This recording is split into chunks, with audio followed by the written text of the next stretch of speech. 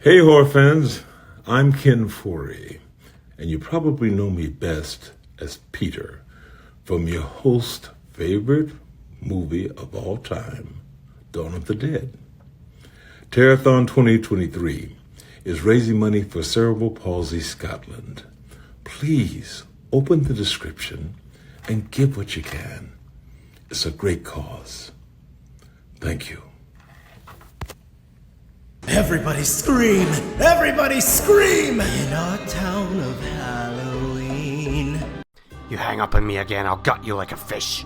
Hello everyone and welcome to day 15 of Terrorthon. Today we are going to celebrate one of the great horror directors of all time, and one whose movies you will at least definitely have heard of. I am talking about none other than Wes Craven.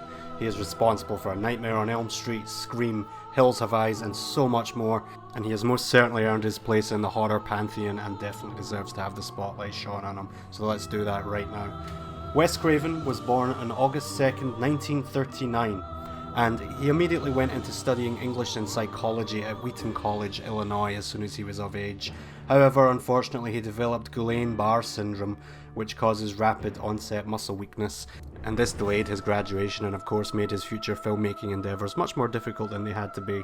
After graduating, he taught English from 1964 to 1965 in Pennsylvania, and it was during this time that he purchased a used 16mm camera and began making short movies, his first ever.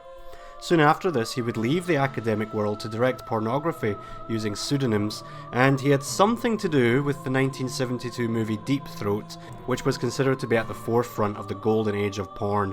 However, to this day, we do not know exactly what role he played in its production. And then in 1972, partnering with Sean S. Cunningham, he made his first ever movie, Last House on the Left. This movie drew inspiration from the story of Alexander Sonny Bean, who was a Scottish cannibal said to have eaten over 1,000 people. Wes expected no one to see it, but unfortunately for him it took off, and when his family and some of his friends found out about it, they completely disowned him. The movie made over $3 million on a $90,000 budget, which is just incredible, as I'm sure you'll agree. I briefly mentioned his partner Sean S. Cunningham, his long-time partner. He would later go on to create the Friday the 13th series, so two horror legends working together already. After Last House on the Left, Mr. Craven wanted to branch out and do something that wasn't horror related, but unfortunately no studio would give him financial backing because Last House on the Left was just so horrific and scared so many people to death with its very violent imagery. However, after getting a tip from a friend on how easy it was to film in the Nevada desert, Wes Craven made The Hills Have Eyes, and this cemented him as a horror director for the rest of his life. That being said, in 1982 he also created Swamp Thing, based on the DC Comics character, and despite the lukewarm reviews at the time, it since went on to be considered a cult classic, and even the definitive portrayal of Swamp Thing in a movie. He made it to show Hollywood that he could handle action, major stars and stunts.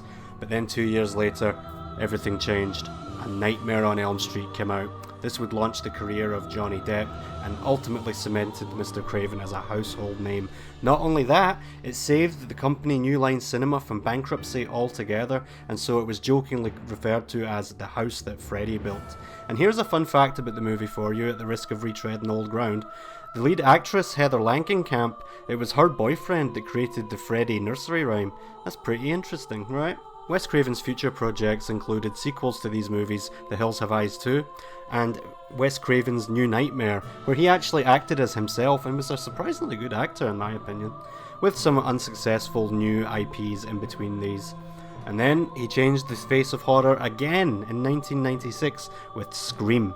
This was supposed to be a parody of horror movies and what they degenerated into, and it was hugely successful, which I guess shows that people somewhat missed the point, especially when you consider Scary Movie came out, which was a parody of Scream, a parody of a parody. 3 Scream sequels directed by Wes Craven would come out in future years, with some other movies sprinkled in as well, which weren't quite as successful. Before, sadly, Wes Craven died on August 30th, 2015 at the age of 76. Now, when we're talking about a man who created Freddy Krueger and Ghostface, it's quite obvious, I think, how important this man was to horror, and we have so much to thank him for, and may he rest in peace. If you've never seen any of these movies before, first of all, how's life under that rock? And 2, I envy you. Go enjoy, you will not regret it. Thank you, Wes Craven. And see you, dear viewer, tomorrow.